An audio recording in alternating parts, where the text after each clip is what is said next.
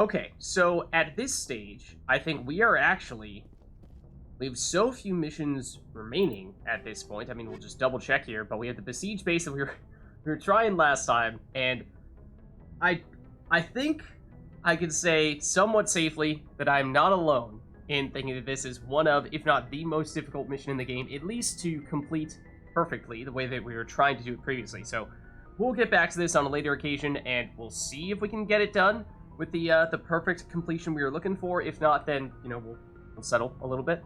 But that leaves us with none other than Virmire. And Virmire, as I've probably mentioned, or at least alluded to on a few prior occasions, is kind of a big deal. It is not a coincidence that we've deliberately been saving this for pretty late on in the game. Obviously, we went through and did basically every side mission before we did Virmire.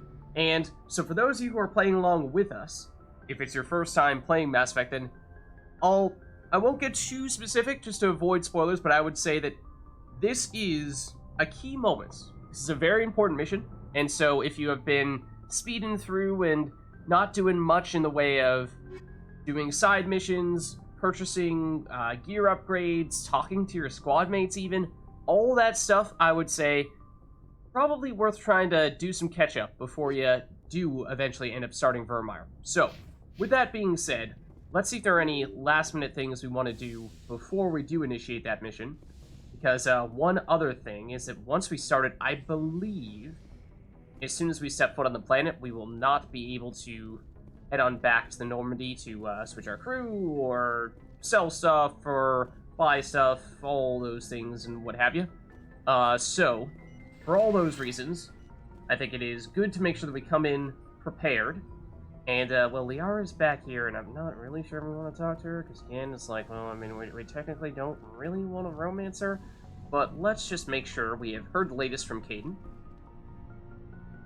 I think we checked in with him after our most recent main quest, which would be, what, Pharos. Commander?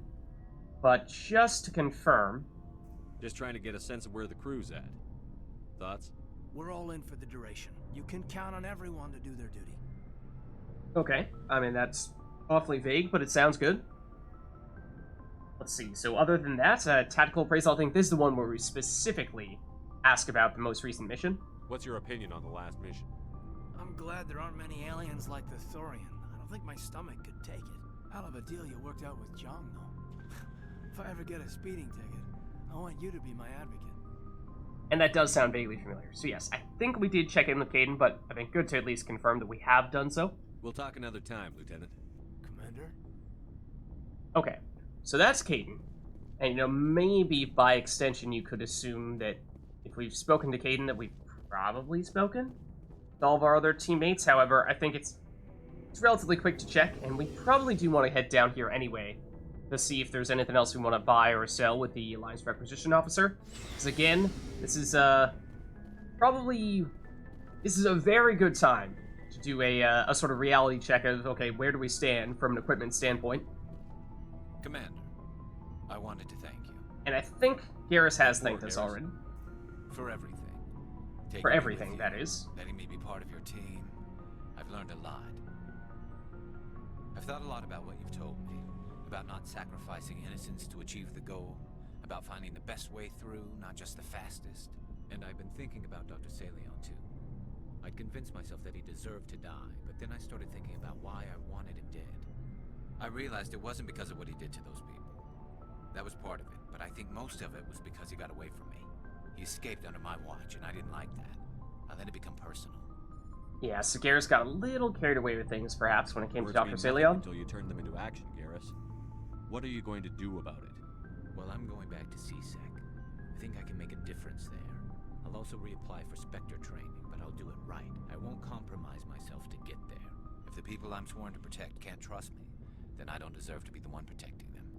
Alright, so yeah, good to hear that Garrus is, you know, it's not quite as reckless as at times it seemed like he was being earlier on. Showing some signs that he's learning. I'm glad you see it that way. Keep that in mind when we meet Saren. Don't worry, Commander. I will. Okay, so that's Garrus. As for Ashley, Commander? I think we might have even deliberately avoided having the personal talk with her, because in some ways we were thinking that top priority, at least from a romance standpoint, top priority, don't romance Liara. And then from there, it was really, well, indifference if it's either romancing no one or romancing Ashley.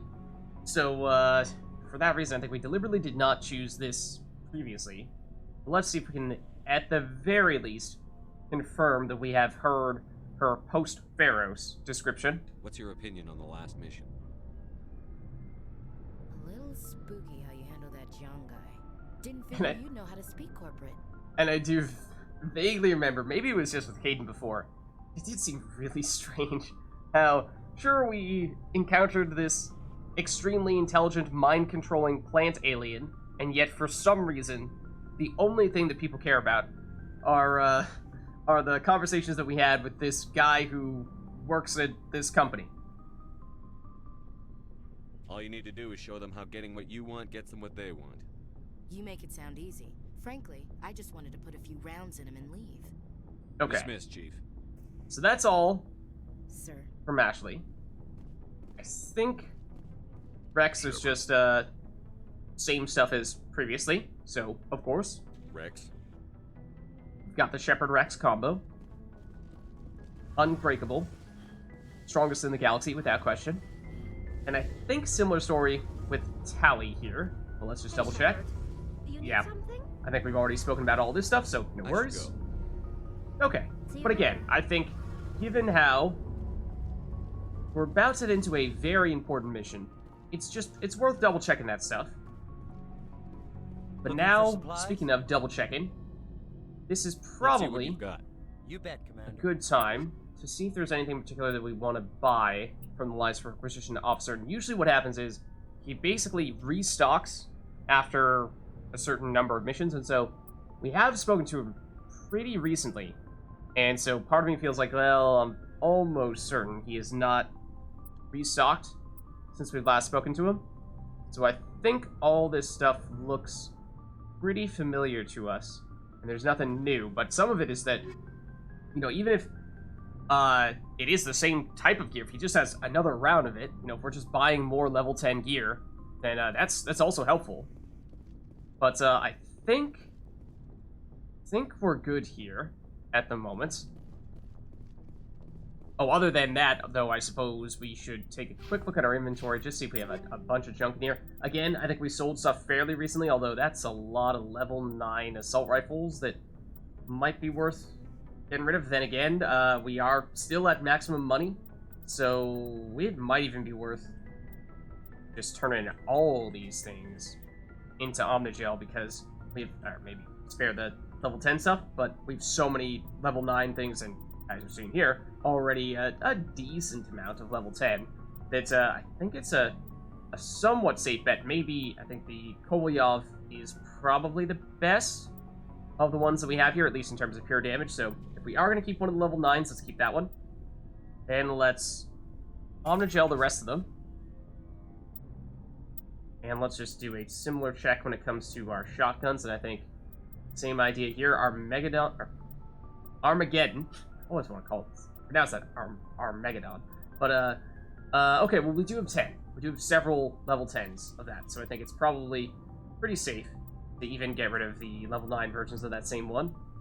And then we could even dump one of the low rarity level 10s. Let's not go there just yet, just in case. Just in case it's not necessary, because although we are at maximum coinage or maximum credits at the moment, the stuff, once we do eventually unlock the best possible gear from vendors, it's gonna be expensive. I don't think you can purchase all of the highest level stuff even if you have maximum credits. I think basically what you have to do is you'll buy a lot of it, and then you'll have to sell some stuff, get back up to a higher credit count, and only then will you be able to complete purchasing the entire set. I might be wrong about that, but basically all I mean is that although we are at maximum credits, the credit cap is kind of low. That's basically what I'm getting at here. Let's similarly with the pistol, let's just dump a few of them here, I suppose, trying to keep the level 7 Spectre version, although that one's probably pretty outclassed at this point, and then our good level 9s. And looks like we have several snipers we can dump here. And it's Volkov, which I think would be the best. We have a 9, but we also have at least one level 10. So we can probably dump this as well. And I mean, at this point, I think maximum Omnigel is 999, in which case, not that far away from even that. So yeah, we were fairly aggressive dumping this stuff previously. So I think we're looking good there. Maybe just take a quick look at, hold on. I meant to look. That's the, grenade upgrades. There we go. Because, yeah, we've definitely seen some repeats here. So let's just dump you. Okay. And now I think our inventory is quite light. And that's good, because, of course, Virmire, like any of the other main quests, tends to be significantly longer than other side quests. And usually what happens with the main quest is, at least at some point, you'll run into some vendor with whom you can buy and sell goods. However, when and where exactly you'll run into those people, it may vary from one main quest to the other. And so for that reason, I think, again, just good to play it a little bit safe here. Make sure we still have, of course, the good stuff, but we've trimmed a lot of the fat, either sold or in this case actually turned into Omnigel, a lot of our other things. Speaking of talking to other crew members of significance, also think we checked in somewhat recently with Joker, but it might even be worth double checking with him, see if there's anything new. Something you need? But it doesn't look like it. That's definitely all stuff we've seen before. Alright, see you. And the last thing we do before we do start Virmire would potentially be, you could even justify going back to the Citadel. I think we've pretty much confirmed that there, at least at the moment, are not any other not main quests, but any other side quests for us to do on the Citadel. But again, the idea being that maybe if we go to the CSEC requisite, or is it CSEC, or is he technically a Spectre requisite? I forget what his name is, but the guy in CSEC who sells weapons and armor to specifically Spectres is basically the only other person who can have the best possible gear, along with the Alliance Requisition Officer that we were just speaking to. So again, just seeing if there's any nice level 10 gear that we might want to pick up. Might be worth doing that here, because we're getting pretty far along in the game. And so at this stage, talking about how, you know, those tradespeople will eventually restock their stock after a few missions, but not too many missions left. That means only a few more opportunities for us to do that. So if they do have good level 10 gear, we want to make sure that we're getting as much of that as possible. Of course, it's always a chance we might come across some of that stuff as we're going across, going about our missions, but just to be absolutely certain we're getting the best stuff we can get, I think that's what we're doing here. And one other quick mention, something that we had spoken about previously, how in Mass Effect 1 originally, as in outside of the Legendary Edition, the original release, what would happen was that there was a rich achievement. See, and we'll just throw on, I mean, we're basically just going to make this a super brief check on the Citadel. Just a shop run and not much else, but we were talking previously about, in the original Mass Effect release, there was a rich achievement that you got for reaching, I think it was 1 million credits. Exo Presley has the deck. And normally what would happen is that as soon as you unlock that achievement, you would then be able to purchase the best possible gear, the level 10 version of all the Spectre gear from those tradespeople, specifically the Alliance Requisition Officer and the person we're about to talk to now. Planned for the anniversary of the end of the Rachni Wars. Okay. Many Council worlds, particularly Asari and Solarian colonies, will hold victory parades to commemorate the defeat of the invading Rachni. Well, see, but the thing is, like, the Rachni are kind of sort of back. Several Asari colonies have invited Krogans to be honored for the victories the uplifted Krogans made possible.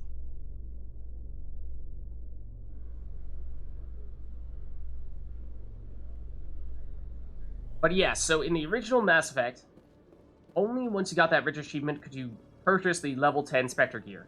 However, in Legendary Edition, that has changed. There's no more rich achievements, and it is actually completing Virmire, I believe, that is the threshold that determines as to whether or not you can buy that new gear.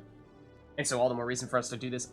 I mean, we waited a long time to do Virmire, but all the more reason for us to be checking the vendors with extra regularity nowadays. Okay, let's see. Commander. So, Show me what you've got.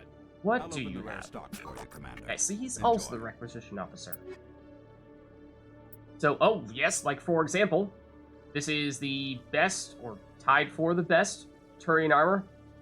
We may have already purchased this, although might have been level 9.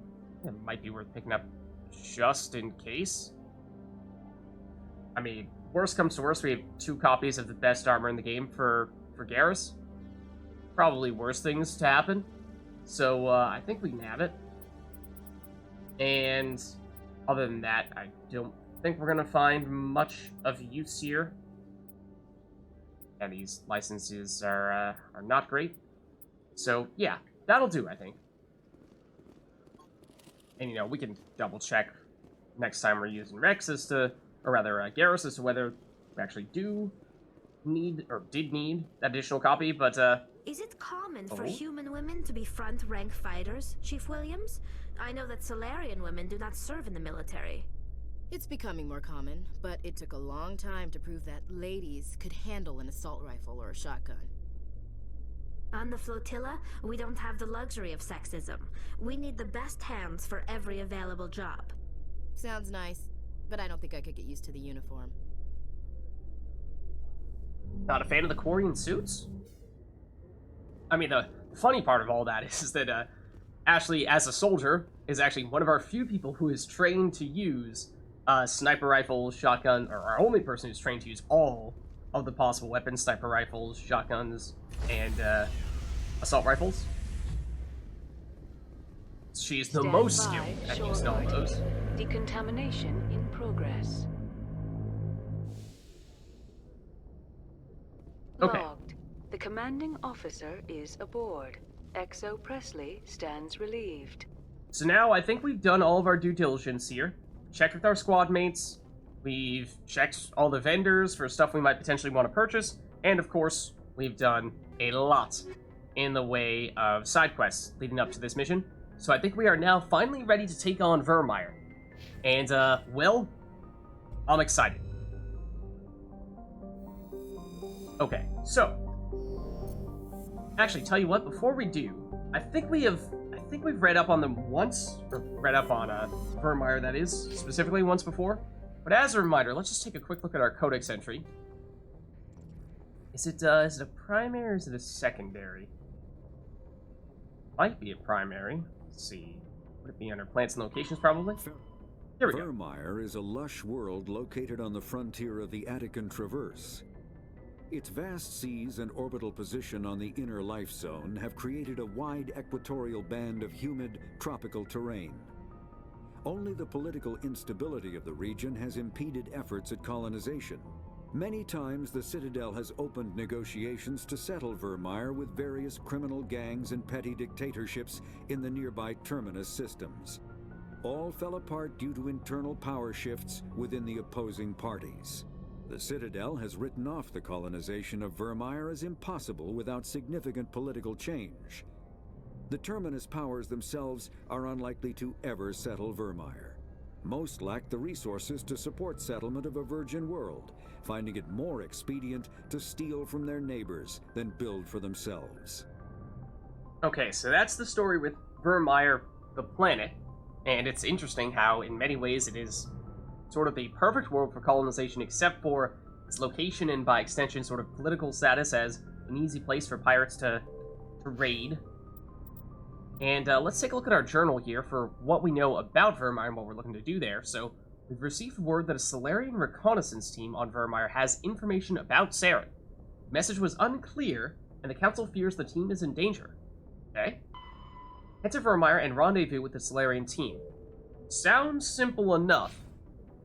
Not too much detail from that description, but I think it's going to be big. So, let's zoom out, We'll head on over there. And so, worth a quick mention, I suppose, is that Virmire, of course, is one of the main missions. However, it only becomes available to you once you have completed 2 out of the 3 of Noveria, Theros, and Therum. Of course, we did Therum first, then we did Noveria, and then we did Theros. So theoretically, we could have done Virmire before we did Theros, but again, because Virmire is of particular significance, I deliberately saved this for the last of the main quest missions of those 4. So let's head on over. And it is in the Sentry Omega system. Specifically, I think it's the only solar system over here. The Hawk system.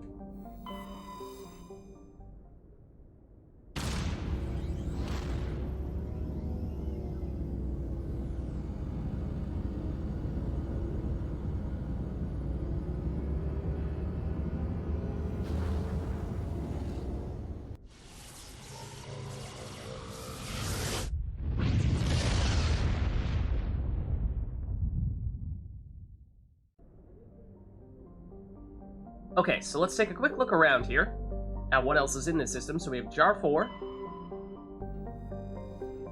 Jar 4 is a close-orbiting hot Jupiter hydrogen-helium gas giant with clouds of airborne silicate and deeper layers of sodium.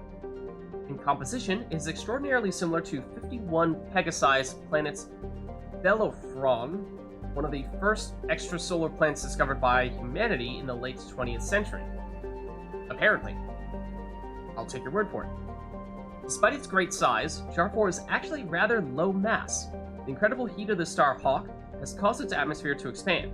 In fact, Jar 4 is so low mass, it is tidally locked to Hawk.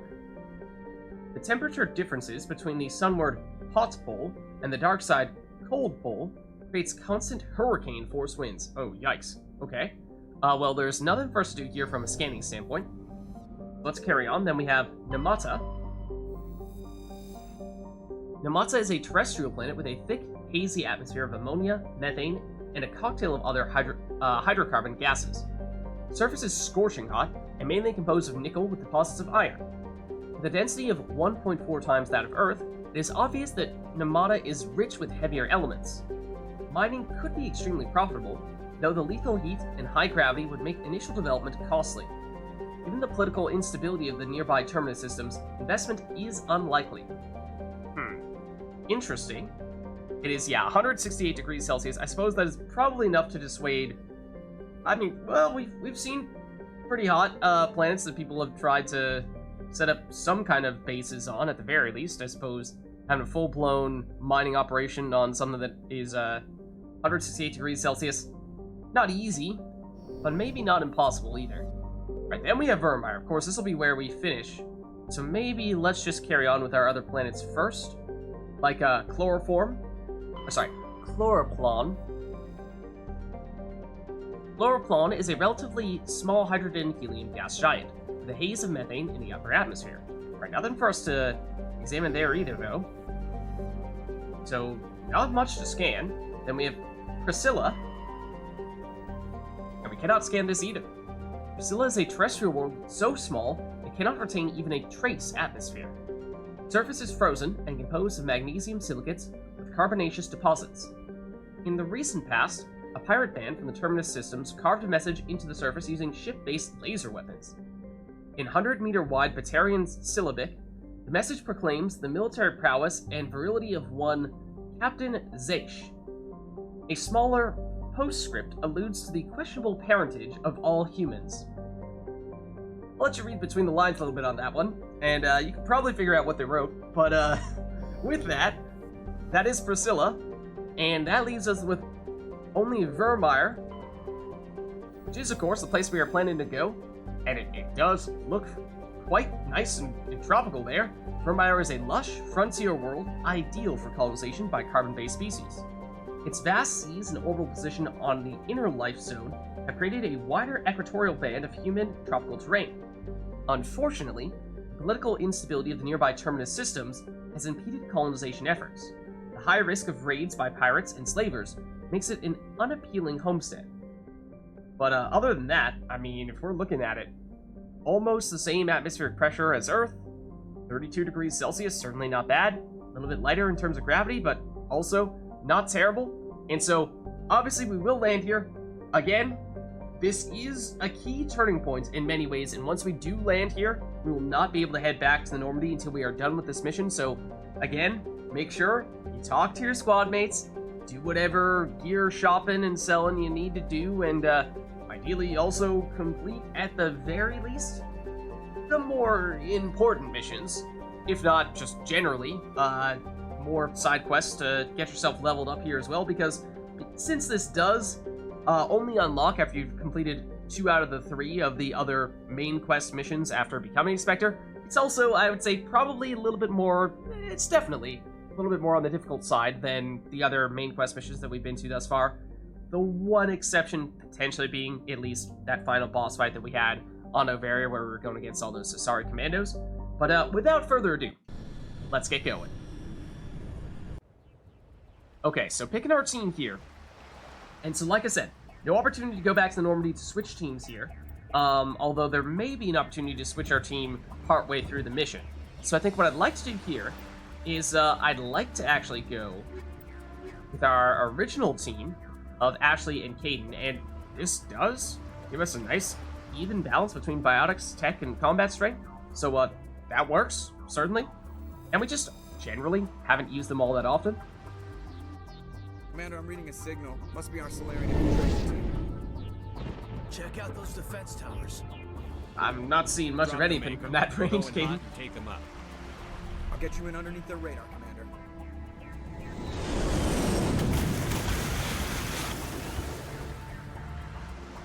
You've got a clean drop, Commander. Alright, sounds good. Thank you very much, Joker. Stay out of range and continue evasive maneuvers until I bring those AA towers down. So some kind of weapons down here Towers are offline. Joke around. that are preventing us from landing the Normandy around here. Let's take a look around first. And so we are back here. We've got a big winding pathway into the landing zone area. Then we've got a gatehouse or two. And then the Solarian camp, or Alarian camp, all the way down on the opposite side. Okay, so that's at least the way things are looking geographically speaking. Then we have a little bit of an update on our mission itself. We've received word that a Solarian reconnaissance team on Virmire has information about Saren. The message was unclear and the council fears the team is in danger. That's unchanged. But we've arrived on Virmire, of course, and now we're looking to disable the AA tower. Take the Mako and find the AA tower. Disable the guns so the Normandy can land. Sounds simple enough. And I suppose, although we haven't been using Caden or Ashley all that often, at the very least, we have spent all their skill points. So there is that. Might be worth taking a quick look here, though. See if there's any gear upgrades we can make, because at least in the case of Caden, like, his armor is quite outdated. I think we were considering switching him over to the Titan because it does have better damage protection, and other stuff is only a slight downgrade. The problem here being that because it is lower level, it means he would only be able to use 1 upgrade slot rather than the 2 that he has on his current armor, and it's probably enough of a tiebreaker that's worth keeping what he currently has on. But ideally, it'd be great if we could get something else for him, because that is getting quite weak at this point. So let's see. I mean, certainly looks lovely. Got, yeah, tropical flora and what have you. But let's hop in the Mako, because as we were seeing on our map there, we have a lot of ground to cover. And by the looks of things on our mini-map, now that we are in the Mako, does appear as though we may be running into some enemies not long in the future. You can see these things, and interestingly enough, I don't think we ever really get a description as to what exactly they are. But, well, they kind of just run in circles. They don't do anything. They don't fight back. They kind of just exist. Pretty sure you can shoot them if you really want to. You're a terrible human being. But that was gruesome and horrible. And don't ever do that again. How dare you even consider shooting them? You're a monster. Get out of here. So they are not the enemies we were seeing on our map. They are just some kind of native life that we have decided that we are going to destroy, or at least shoot one of. So let's keep our eyes out. I don't think we're gonna find much in the way of like chests to loot here, but in theory, once we round this corner, we might find a lot of those enemies. Worth noting quickly here that although this might look like a simple little barrier of sorts here, do not go off the edge of that. You will lose the mission. You'll get a game over. And speaking of which, we should probably save. Okay, so in theory, we've got some friends out here. In fact, that's a Geth combat drone, it seems like, and they might actually be easier to fight on foot. They're a little bit mobile, although it'd probably be better if we could get a little bit closer to them, because you're kind of out of range at the moment. Okay, can we even hit you from here? Not that we can, really. Can we please hit you? Maybe? Possibly? No, I don't think that did anything. Now, we got one down. There's another one floating over here. Let's, well, let's have Caden sabotage, maybe. This guy can't use weapons. Should make it considerably easier. Take it out. There we go. Okay, and at least, at the moment, looks like that's all of them. Let's head on back into the Mako.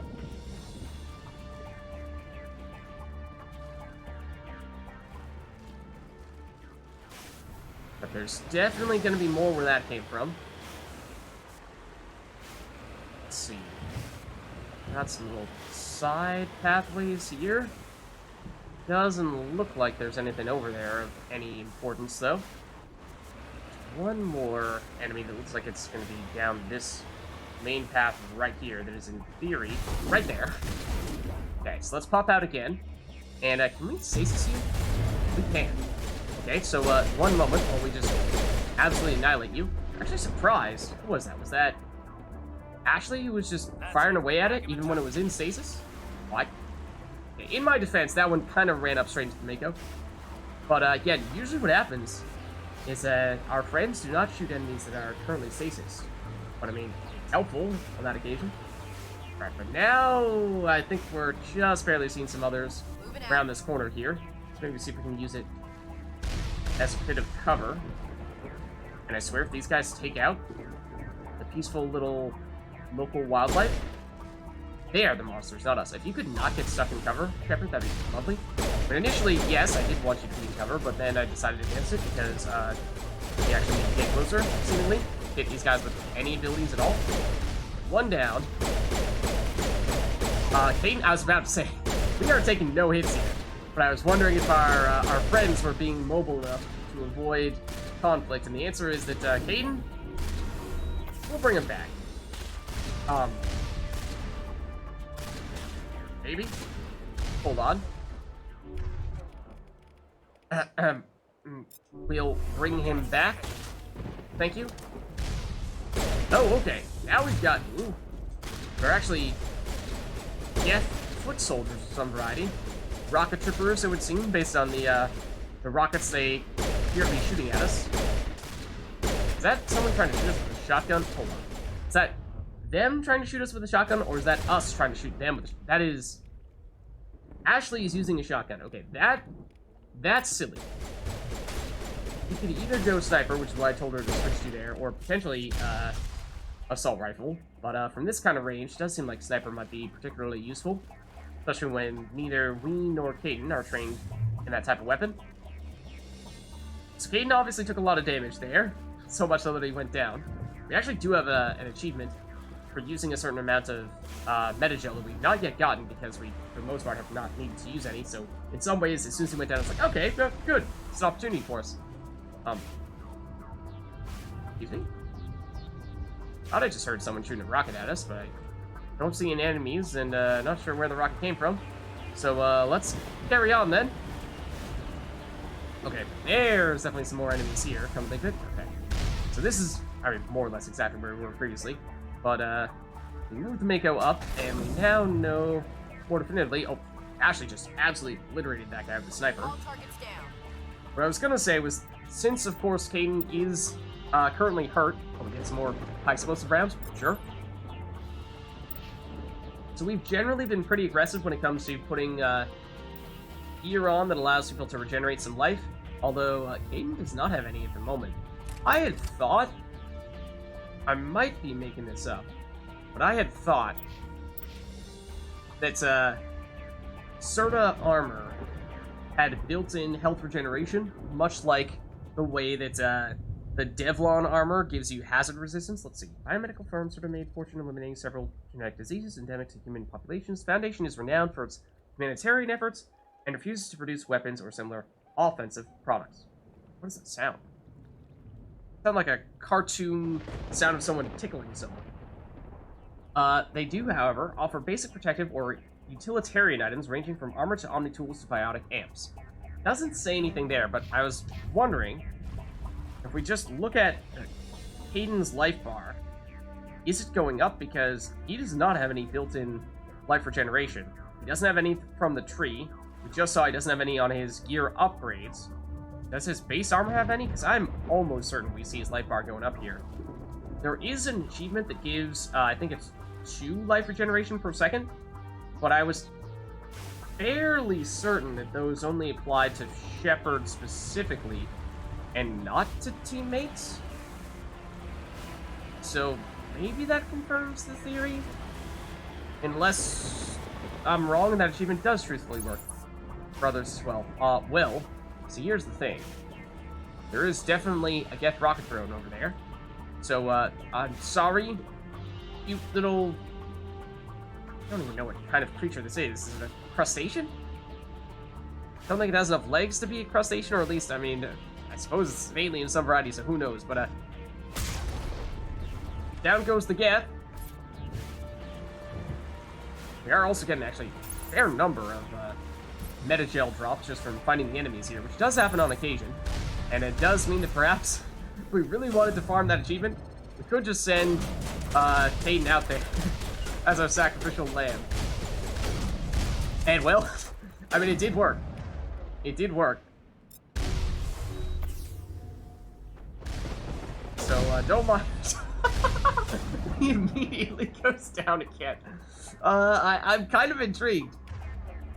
Unity, the ability that we use to get him back up when he goes down, does have, I believe it's the longest cooldown in the game. Also, his ragdoll animation is kind of hilarious.